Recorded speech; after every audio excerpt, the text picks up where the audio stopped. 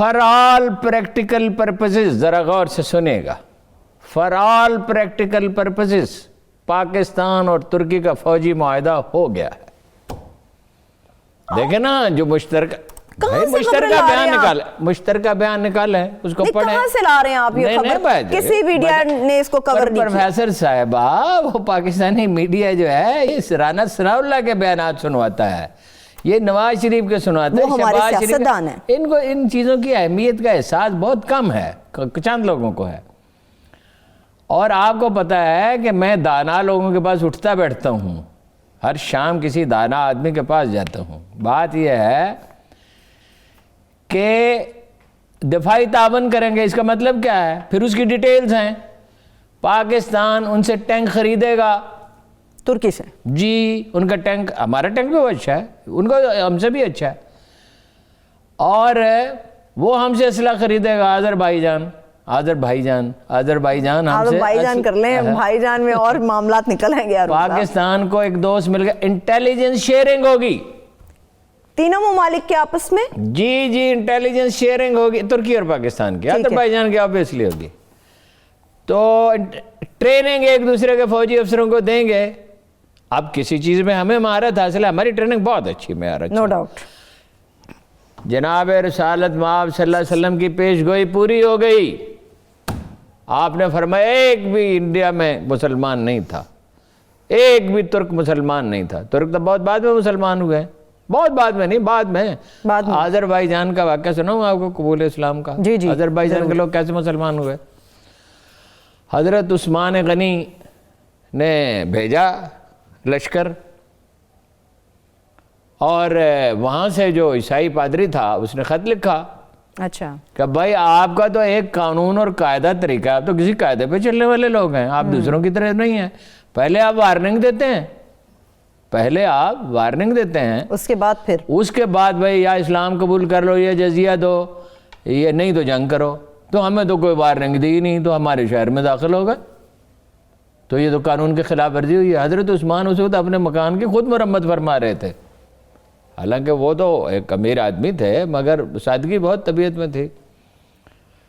تو انہوں نے ایک رکا لکھ کے اس کو دیا، اس میسنجر کو، وہ بڑا حیران ہوئی، یہ کیسا بادشاہ ہے؟ بادشاہ تو وہ تھے ہی نہیں۔ انہوں نے ایک رکا لکھ کے دیا اور کہا جاؤ فلانے آدمی کو دے دو۔ وہ بڑا پریشان کہ بھائی کوئی بات ہی نہیں کی، کچھ بھی نہیں کیا۔ تو وہ فلانے آدمی کو، وہ جج تھا، جج ساتھ ہوتے تھے آرمی کے، یہ دنیا کی واحد فوج تھی جس کے ساتھ جج ہوتے تھے۔ اس کو کہا کیس کی سماعت کرو، اس نے کیس کی سماعت کی اور حکم دیا کہ مسلمان فوج آذربائی جان سے نکل جائے۔ کیسا کبھی تاریخ میں ایسے نہیں ہوا، ایسے واقعے کبھی نہ۔ ایک واقعہ جناب عمر بن خطاب کے زمانے میں جناب خالد بن ولید نے بھی فیصلے نہیں جناب عبیدہ بن جراح نے، امین امت عبیدہ بن جراح نے، عبیدہ بن ابی جراح، تو وہ تو باہر نکل گئے۔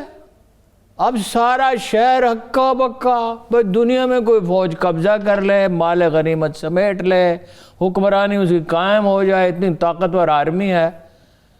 یہ کیا ہوا؟ وہ جب شہر سے باہر گئے، وہ پیچھے سے بھاگے، انہوں نے کہا اللہ کے بندو ان کو بلاؤ، ایسے لوگ، یہ آدمی تھوڑی تو فرشتے ہیں۔ آذربائی جان کے لوگ مسلمان ہو گئے۔ یہ ترک ہیں نسلی طور پہ۔ مکتب فکر سے دلچسپ بات یہ ہے کہ ان کا تعلق ایران سے ہونا چاہیے، اسکول آف تھاٹ کے اعتبار سے، لیکن عجیب بات ہے کہ وہ اپنی نسلی شناخت کو زیادہ اہمیت دیتے ہیں۔ اور یہ دو ملک نہیں، یہ دو ملک ہیں، قوم ایک ہے، ترکی اور آذربائی جان۔ اور آذربائی جان نے ہمیشہ ہماری حمایت کی ہے بین الاقوامی معاہدے، ہمیں ایک نیا دوست مل گیا ہے۔ نمبر 1، ترکی اور چین کے ساتھ ہمارے تعلقات میں پچھلے 3 مہینوں میں بے حد گہرائی آ گئی ہے۔ چینیوں نے ہمیں بہت کچھ دیا ہے، انڈین میڈیا چیخ رہا ہے۔ ترکی کے ساتھ عملاً ہمارا دفاعی معاہدہ ہو گیا ہے، وہ مشاق طیارے انہوں نے خریدے ہیں اور اسلحہ بھی خریدیں گے۔ نائجیریا نے بھی F-17 طیارے تھنڈر جو ہے وہ خریدے ہیں۔ ایک اور ملک بھی خریدنا چاہتا تھا، اسے امریکہ اور انڈیا نے روک دیا۔ اور یہ آذربائیجان خرید سکتا ہے، ہمارے طیارے خرید سکتا ہے۔ انڈین میڈیا تو چیخ رہا ہے کہ پاکستان نے کھل کر فوجی مدد بھی دی ہے آذربائیجان کو۔ انڈین میڈیا کا الزام یہ ہے۔ تو انڈیا کو تو کوئی خدا واسطے کا بہر ہے. بہرحال پرچم پاکستان کے لگے ہوئے ہیں وہاں. دس از ویری انٹرسٹنگ. آذربائیجان کے ایئرپورٹ سے آپ اتریں اور وہاں ترکی کے پرچم ہیں اور پاکستان کے ہیں, اور انٹرسٹنگلی اسرائیل کے بھی کچھ پرچم ہیں. کوئی مدد انہوں نے کی ہوگی, کوئی ان کے اپنے اسٹریٹجک انٹرسٹ ہوں گے.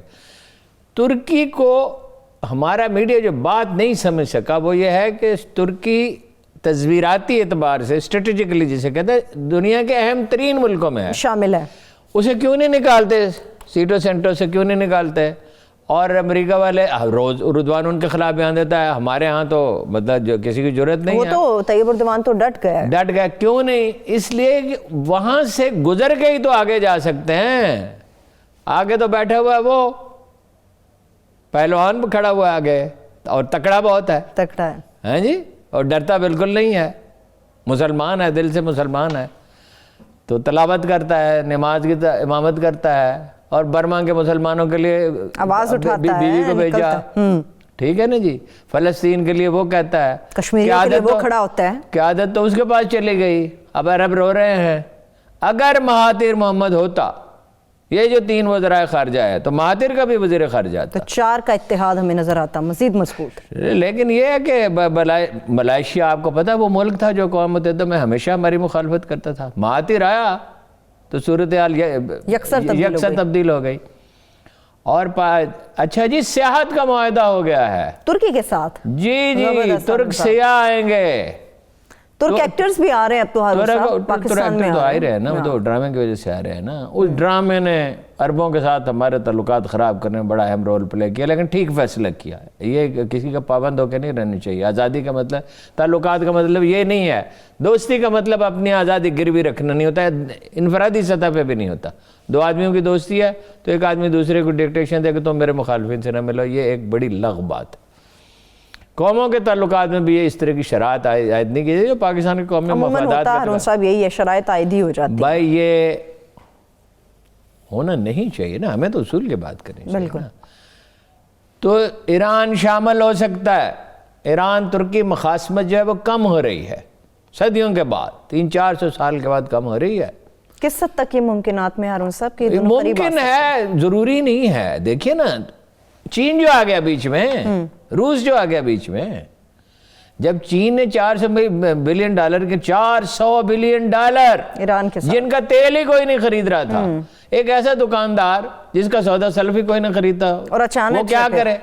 اچانک ایک آدمی آئے اور کہے کہ بھائی یہ سارا سودا سلف مجھے دے دو, اور کل اور لینا وہ بھی اس کا میں خرید, کیونکہ چین کو تو انرجی کی ضرورت ہے, اور چین پہ تو کوئی دباؤ نہیں ہے کسی کا. مدد یہ ٹھیک ہے کہ ٹرمپ کے بعد جو بائیڈن بھی اپنے ان کو کنٹین کرنے کی کوشش کرے گا, مگر اس طرح کی نفرت اور دشمنی کا ماحول تو نفرت کا ماحول نہیں رہے گا. صحیح. اور چین کے اوپر آنے کے بعد یہ دنیا بدل گئی ہے. کنفیوشسزم اور اسلام نے ایک ساتھ رائز کیا ہے ہمیشہ. اللہ کے رسول نے ایسے نہیں کہا تھا بلو کان بالصین اطلب العلم, سبحان اللہ, چین ان کے ذہن میں تھا.